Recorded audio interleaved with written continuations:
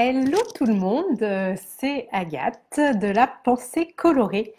Alors, je vous retrouve aujourd'hui pour un live que j'ai intitulé de l'importance de bien se connaître pour réussir à passer à l'action. Alors, comme d'habitude, j'aime bien vous expliquer la raison pour laquelle j'ai eu l'idée, l'envie de vous parler de cette thématique. Ah, les gens arrivent, n'hésitez pas à me faire un petit coucou dans vos commentaires pour que je vois qui est là, puisque je n'ai pas accès au nom des personnes présentes, donc c'est toujours plus sympa de savoir qui est là. Donc, de l'importance de bien se connaître pour réussir à passer à l'action. Moi, j'ai eu ce week-end j'avais envie de dire une prise de conscience, mais finalement, ça a été deux belles prises de conscience, justement, sur moi, ce qui me permettait de me motiver à passer à l'action. Donc, la première prise de conscience que j'ai eue, c'est samedi après-midi. En fait, je recevais pas mal de monde à dîner samedi soir. Et donc, j'avais mon dîner à préparer. Et en plus, c'était un week-end où j'étais seule avec mes enfants. Donc, j'étais allée avec eux au parc. On avait fait pas mal de trucs ensemble. Et je me suis retrouvée à 16h30 à me dire que ce serait peut-être bien que je me mette à préparer un petit peu le dîner. Alors, j'avais quand même préparé… coucou Estelle, super de te retrouver là. J'avais quand même préparé le plat, plat principal, mais j'avais l'apéro. J'avais décidé de faire une tarte. Enfin, voilà, donc il fallait un petit peu que je me bouge les fesses pour pouvoir être prête à 20h. Et à ce moment-là, la prise de conscience que j'ai eue, que je connaissais, enfin, quelque chose que je sais depuis très très longtemps, c'est que moi, le stress peut être générateur justement de motivation. J'ai toujours eu tendance pendant mes études à réviser la veille des examens. Pendant ma carrière professionnelle en entreprise, j'étais un petit peu du style à boucler les dossiers la veille. Mais toujours, enfin, sans être dans l'urgence, en fait, ça ne me stressait pas du tout. Et puis, je savais que de toute façon, j'allais réussir à terminer mon objectif, ce que je m'étais engagée à réaliser dans les temps. Donc, finalement, peut-être que pour des personnes extérieures ou qui travaillaient avec moi, ça pouvait être un petit peu stressant que je travaille de cette manière.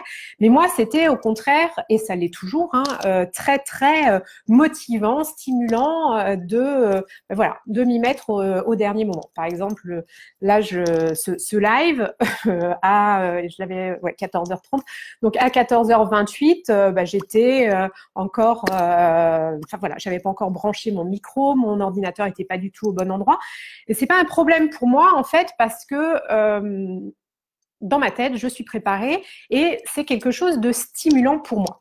Donc déjà un premier constat. Et le deuxième, donc, en fait, je me disais, ben voilà, moi, je suis un peu, enfin, je suis du style à avoir besoin d'être dans l'urgence pour me mettre en action. Mais j'ai eu quand même une seconde prise de conscience, c'est que j'aime bien quand même que les choses soient préparées en amont. Je vais vous faire un partage. Donc pour les gens qui me suivent sur Facebook, vous avez dû comprendre que un grand changement se profile à l'horizon pour moi et ma petite famille, puisque nous allons déménager dans le sud. Moi, j'habite Paris aujourd'hui, et donc nous avions ce projet de partir dans le sud, et ça va arriver très vite puisque les enfants vont faire leur rentrée de la Toussaint dans le sud. Donc voilà, ça approche énormément. Et justement, tout à l'heure, je me disais, ben voilà, si je me projette en me disant, ben voilà, moi j'ai besoin de tout faire au dernier moment, je pourrais me dire que le déménagement, que trouver une maison à louer, tout ça, je vais le faire au dernier moment et être sereine. Et c'est pas du tout le cas. Justement, pour des gros projets, pour des projets quand même de grande envergure, j'ai besoin en amont d'organiser les choses, de programmer et de savoir vers quoi je vais. Je vous cite un exemple. En fait, la semaine dernière, j'étais en panique totale avec une petite prise de bec avec mon chéri parce que j'avais l'impression qu'il nous restait plus que 5 semaines avant qu'on déménage, qu'on était complètement à la ramasse, qu'on avait une tonne de choses à faire d'ici la deadline. Et du coup, j'étais en panique totale. Et donc, on s'est posé, on a même pris un super paperboard, on a mis nos post-it, on a fait la liste de tout ce qu'on avait à faire, on s'est fait enfin voilà, je trouve plus le mot, c'est un mot en anglais souvent qu'on utilise. Enfin bon, un calendrier avec les post-it et les actions à mener en se dispatchant aussi les actions chacune. Et du coup, en fait, ça m'a rendue beaucoup plus sereine. Alors, et c'est ça qui est super intéressant et c'est pour ça que j'ai intitulé ce live de l'importance de vraiment bien se connaître pour savoir comment être motivé pour passer à l'action. C'est que voilà, moi je pourrais me dire c'est tout du dernière minute, mais non. En fait, moi, pour des gros projets, je vais avoir besoin de préparer en amont, de poser les choses par écrit, parce qu'en fait déjà quand je fais les listes de ce que j'ai à faire, moi, je m'en libère. J'ai plus ça, cette fameuse charge mentale.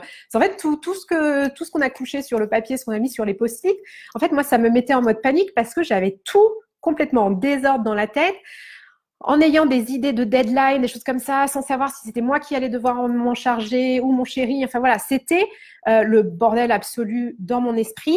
Et là, je ne pouvais pas avancer sereinement. Donc déjà, de tout coucher sur le papier et puis de mettre des deadlines, moi, ça me rend beaucoup plus sereine. Après, c'est là que le second fonctionnement, qui est en fait le premier dont je vous ai parlé en parlant de mon organisation de samedi, finalement, que ça va entrer en jeu parce que maintenant, ok, j'ai tout sur le papier, eh bien, c'est pas une raison pour laquelle je vais m'y mettre dès maintenant. Par exemple, nous allons début octobre visiter des maisons à louer. Eh bien, je sais qu'on a cette deadline, on a pris nos billets de train, donc je sais qu'il va falloir que j'appelle des agences pour louer des maisons. Eh bien, là, on s'est dans une quinzaine de jours. Ben, c'est pas pour autant que je vais le faire maintenant. Je sais que certaines personnes très organisées se diraient bon ben voilà, on a décidé ça, donc je m'y mets maintenant. Non, moi, ça va quand même. Là encore, je vais avoir ce besoin de m'y mettre un petit peu au dernier moment pour me sentir stimulée. Et certaines personnes aussi vont avoir besoin, par exemple, d'étaler les choses, alors que moi, je l'avais déjà partagé d'ailleurs dans une vidéo, moi, quand je me mets à faire quelque chose, bah, je suis du style à tout faire d'un coup et à me dire que je suis dans une belle dynamique, dans une dynamique positive. Et du coup, ça, c'est générateur, c'est un cercle vertueux pour moi. Donc, du coup, je fais plein de choses d'un coup.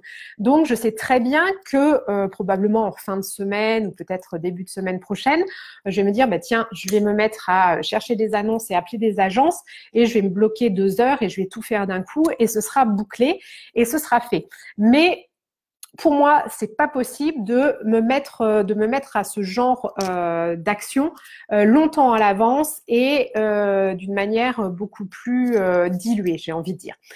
Donc, ce qui va être important pour vous, c'est de déterminer aussi votre mode de fonctionnement et quels sont justement ces petits éléments qui vont vous motiver, des choses qui vont vous pousser à passer à l'action justement.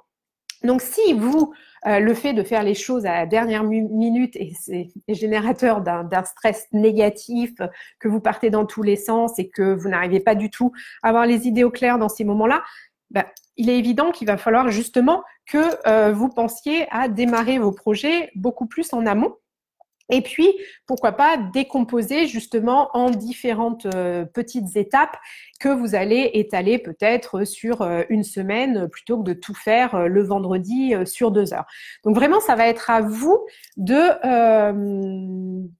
trouver justement, d'identifier ces catalyseurs de motivation qui sont les vôtres et qui sont ceux de personne d'autre.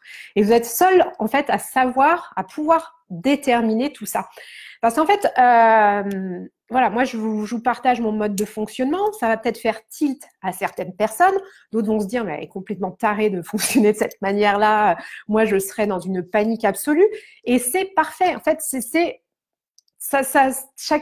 chacun va avoir son mode de fonctionnement et le plus important, c'est que vous trouviez le vôtre. Donc, écouter des conseils des autres personnes, ça peut être utile de se dire « Ah, bah tiens, ça me parle » ou « Ah, ouais, ça, c'est intéressant, je pourrais tester ». Mais si ça ne fonctionne pas, surtout pas de culpabilité à avoir, pas de culpabilisation, parce que ce qui va fonctionner pour telle personne ne le sera pas obligatoirement pour vous la manière la plus efficace de passer à l'action.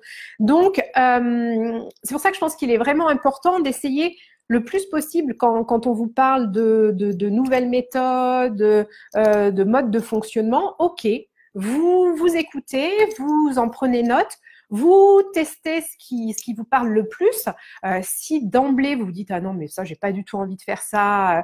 Par exemple la morning routine de se lever 1 ou 2 heures plus tôt le matin pour être efficace. Il y a des personnes avec qui ça fonctionne, de tonnerre de Dieu, de Brest. Avec moi pas du tout. Je ne suis pas du matin. J'ai testé. Au bout de 2 jours j'ai arrêté parce que j'étais au bout de ma vie en fin de journée et puis même le matin je n'arrivais moi à 6 heures. Je suis pas du tout efficace. Donc voilà, j'ai testé pour pouvoir dire ben non, ça ne fonctionne pas. Et quand quelqu'un me dit ah mais non, mais si, je t'assure, c'est génial la morning routine, c'est là qu'on est le plus efficace. Non, je peux dire non, ce n'est pas un truc pour moi. Donc voilà, c'est super important, c'est essentiel pour vous justement de trouver vos modes de fonctionnement. Donc n'hésitez pas à tester plusieurs choses et puis pourquoi pas noter dans un carnet justement votre ressenti, si ça a été efficace ou non. Alors souvent, enfin tester sur 1 ou 2 journées, c'est peut-être pas le plus efficace. Bon moi j'exagère parce que je crois que la morning routine j'avais quand même tenu 1 semaine, mais voilà pour vraiment en être sûr. Et justement tester pendant 1 semaine pour voir. En fin de semaine vous faites votre avis, vous faites un flashback sur la semaine et puis vous verrez petit à petit vous trouverez les choses qui fonctionnent, les éléments qui vont vous permettre de vous motiver, de passer à l'action sereinement et puis vraiment en étant dans une belle action avec beaucoup d'énergie positive. Donc ça, c'est vraiment important. Estelle me dit rétro-planning. Oui, tu dois parler quand je parlais. C'est pas exactement un rétro-planning en fait qu'on a fait, puisqu'on est, tu sais, sur un paperboard là, les grands panneaux blancs. Donc oui, si d'une certaine façon, c'est un rétro. Oui, si, tu as tout à fait raison. C'est pas le terme que je cherchais, mais c'est un rétro-planning puisqu'on a mis notre deadline, on a mis la date qui était la date du jour, et puis on a mis toutes les dates les plus importantes toutes les semaines, tout ça, et finalement. Voilà, ouais, c'est une sorte de rétro-planning. C'est pas le terme que je cherchais, mais en effet, voilà, faire un rétro-planning aussi, souvent dans un projet, c'est hyper important et ça fonctionne la plupart du temps plutôt bien. Voilà. Ben écoutez, si vous avez des questions, si vous regardez le replay de cette vidéo, mind mapping, non, c'est pas ça non plus, Estelle.